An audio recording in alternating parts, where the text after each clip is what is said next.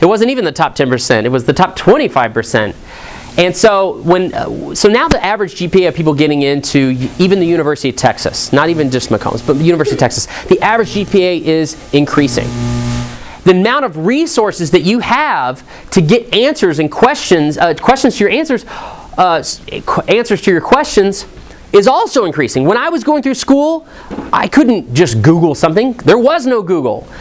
Google was in beta at that time. Nobody knew what it was. If you wanted to look something up, you had to go find the professor in his office, or you had to go to a book. That was it. So let's think about that. You're more intelligent. You have more resources. You should be coming into school right now and bored out of your mind. You should be just waltzing in saying, anxiety? No, this is easy. This is actually kind of boring. It's kind of wasting my time. Probably should have just skipped on.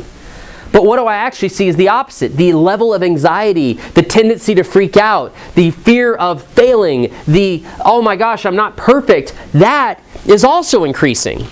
Now, that is actually something called a ticophobia. It's defined as the fear of failure, the fear that it's so restrictive that you will not attempt certain things. Now, I don't think that any of you here are unwilling to accept failure. Some of you came because you want to know what I was going to say. Some of you came because you are skeptical of this topic, right? Or you're ready to address your point. And we're going to open for questions here in a little bit.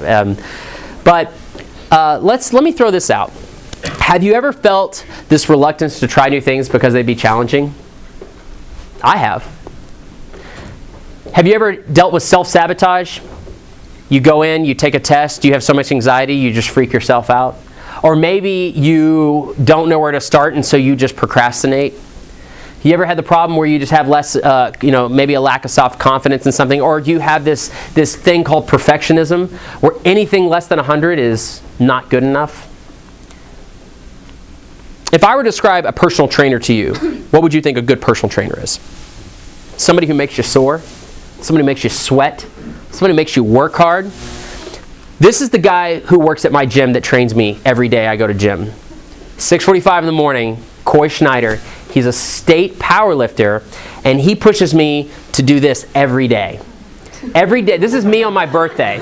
I turned 35 this year, and I went to the gym at 6:45, and at the end of I pushed myself so hard, Coy was like, come on, old man, let's see what you got. And he's just pushing me. And I hated Coy the entire time it was happening, by the way. I did not like him. But at the end of that day, at the end of that workout, I threw the horns up. By the way, that's not a dark gray shirt. That's a light gray shirt covered in sweat.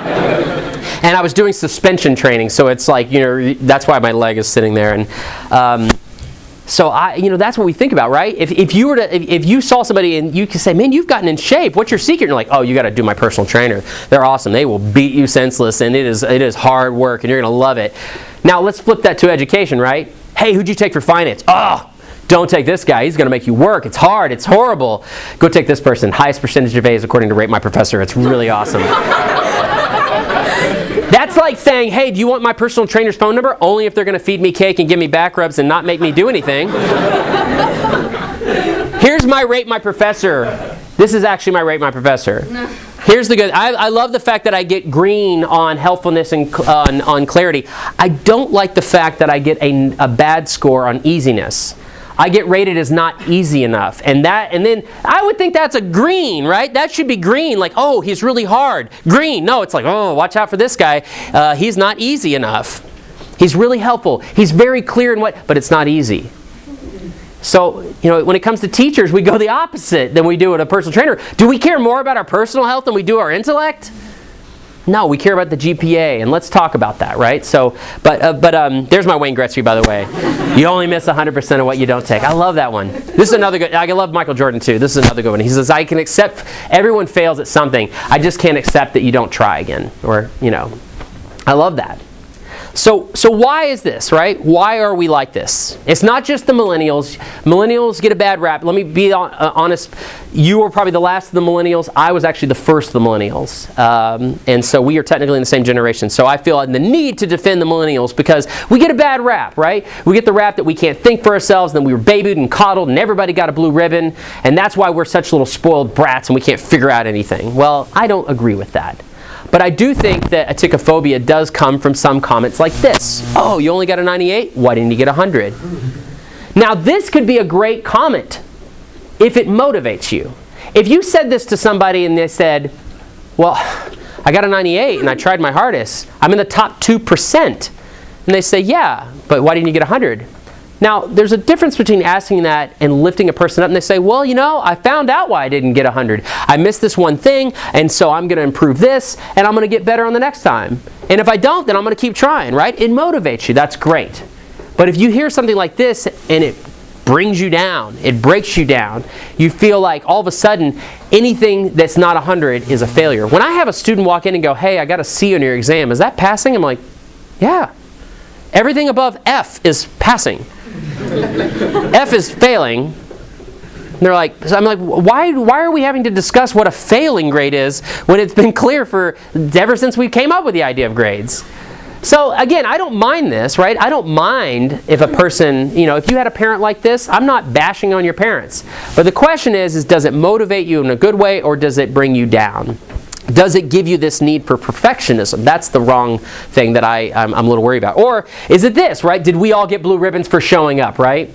Oh, we got to T-ball. We get to put a ball on a tee. We didn't even have to hit the ball. You missed the ball and you get snow cones and blue ribbons. Great job. You're all perfect.